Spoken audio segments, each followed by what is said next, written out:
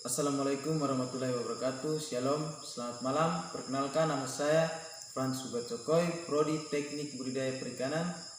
Di sini saya akan membahas materi tentang pengolahan lingkungan budidaya perikanan. Potensi perikanan air tawar di Indonesia. Potensi alam di Indonesia terbilang cukup luas untuk berbagai bidang usaha.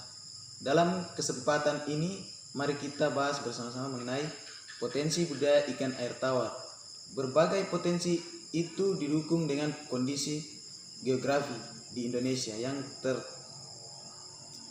tertegis di titik silang perdagangan di dunia.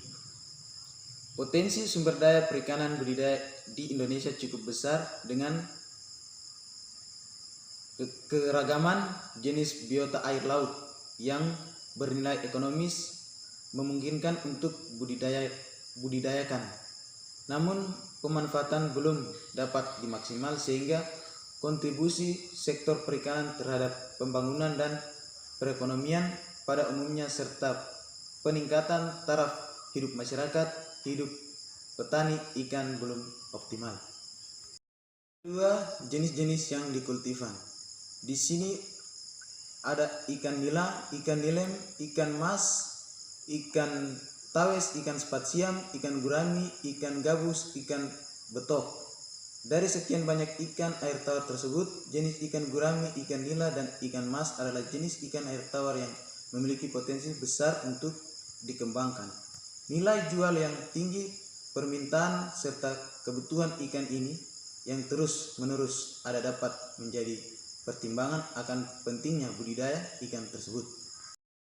Yang ketiga, metode budidaya air tawar. Di sini banyak metode yang dilakukan. Ada metode tradisional, semi intensif, dan bioflok. Yang keempat, sistem bioflok. Sistem bioflok ada kelebihannya dan ada kekurangannya. Kelebihannya, pH air menjadi relatif stabil. Kestabilan pH ini juga menurunkan kandungan amonia pada air. Tidak memerlukan pergantian air karena pergantian air akan mengakibatkan biosecurity mati.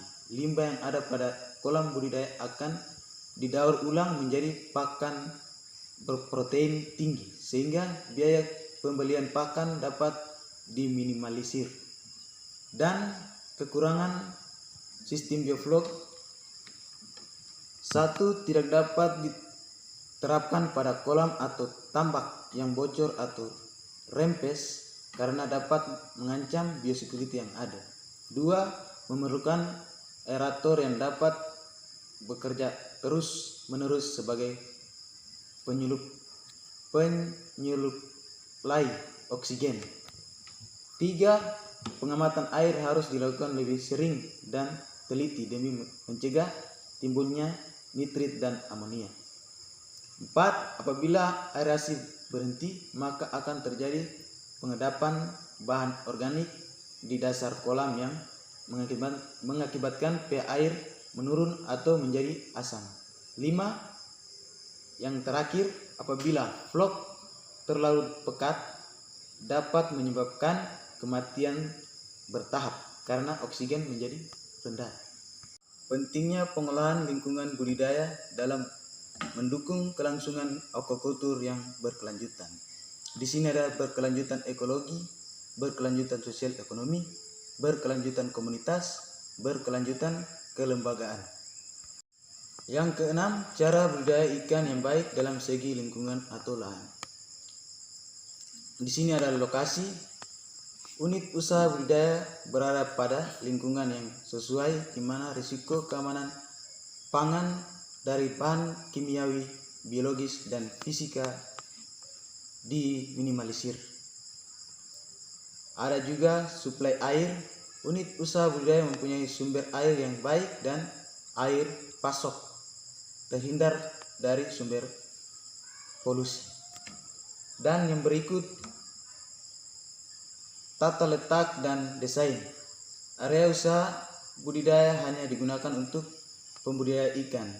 Unit usaha budidaya mempunyai desain letak yang dapat mencegah kontaminasi sialang. Toilet, septic tank, gudang dan fasilitas lain terpisah dan tidak berpotensi mengkontaminasi. Yang keenam, cara budidaya ikan yang baik dalam segi lingkungan atau lahan. Di sini adalah lokasi. Unit usaha budidaya berada pada lingkungan yang sesuai, di mana risiko keamanan pangan dari bahan kimiawi, biologis, dan fisika diminimalisir. Ada juga suplai air. Unit usaha budidaya mempunyai sumber air yang baik dan air pasok, terhindar dari sumber polusi. Dan yang berikut, tata letak dan desain. Area usaha budidaya hanya digunakan untuk pembudidaya ikan. Unit usaha budidaya mempunyai desain letak yang dapat mencegah kontaminasi sialang. Toilet, septic tank, gudang dan fasilitas lain terpisah dan tidak berpotensi mengkontaminasi. Kedelapan, topografik lahan yang sesuai untuk budidaya air tawar. Topografi tanah sebagai diperhitungkan agar dapat menentukan biaya yang diperlukan. Derajat kemiringan tanah yang cocok adalah berkisar 2% sampai 5%. Artinya, setiap jarak 100 mili tanah horizontal atau mendatar, terjadi perubahan ketinggian setinggi 2-5 meter. Dan peran tekstur tanah dalam mendukung keberhasilan budidaya air tawar. Tekstur tanah yang baik adalah tanah liat sedikit berpasir. Tanah liat dan sedikit berpasir dapat menahan air dengan baik karena tidak mudah merebes keluar, sehingga tidak banyak terjadi kebocoran kolam. 10. Sumber air, debit air, kontinuitas. Di sini saya akan membahas tentang sumber air dan debit air. Sumber air pada umumnya sumber air yang digunakan adalah air yang berasal dari tanah. Debit air, volume air yang masuk ke dalam kolam ikut menentukan padat penebaran ikan. 11. Iklim. Dalam budidaya lingkungan kita perlu memperhatikan iklim. Perubahan iklim adalah suatu fenomena yang telah menjadi keniscayaan yang tak dapat dihindari. Perubahan iklim dapat mengubah ekosistem perairan tawar, yang pada gilirannya kondisi ini memengaruhi sumber daya ikan. Perubahan iklim akan berdampak terhadap ikan baik secara langsung maupun tidak langsung. Sayangnya, kecenderungan dampak perubahan iklim pada bidang perikanan belum mendapat perhatian besar. Salah satunya adalah suhu ikan naik. Pemukiman, yaitu faktor yang perlu diperhatikan dalam menentukan lokasi budidaya agar membantu keberhasilan budidaya. Kawasan industri, di mana pengembangan industri diusahakan dengan memperhatikan keterkaitan antara subsistem yang ada dalam industri perikanan. Subsistem dimaksud mencakup berbagai kegiatan usaha, diantaranya penangkapan, budidaya ikan, pengolahan, dan pemasaran. Ke-15, konstruksi kolam yang baik. Kolam ikan dapat dibuat secara permanen dengan menggunakan bahan bangunan. Kolam ikan dapat dibuat juga tidak permanen, seperti kolam tanah. Pengolahan limbah sebelum dibuang. Pengolahan limbah internal adalah proses penghilangan kontaminan dari air limbah yang meliputi proses fisika, kimia, dan biologi untuk menghilangkan kontaminan fisika, kimia, dan biologi di dalam. Pengolahan limbah adalah untuk menghasilkan limbah yang aman untuk dibuang ke lingkungan tanpa menimbulkan kerugian atau masalah kepada masyarakat dan tentunya dapat mencegah pencemaran lingkungan. 11. Budidaya air tawar sistem resirkulasi tertutup. Sistem aquaculture tertutup merupakan sistem budidaya yang hampir tidak atau hanya sedikit melakukan pergantian air. Air yang digunakan pada sistem ini mengalami penanganan khusus untuk mempertahankan agar kulitnya selalu berjaga baik dan memenuhi syarat untuk budidaya.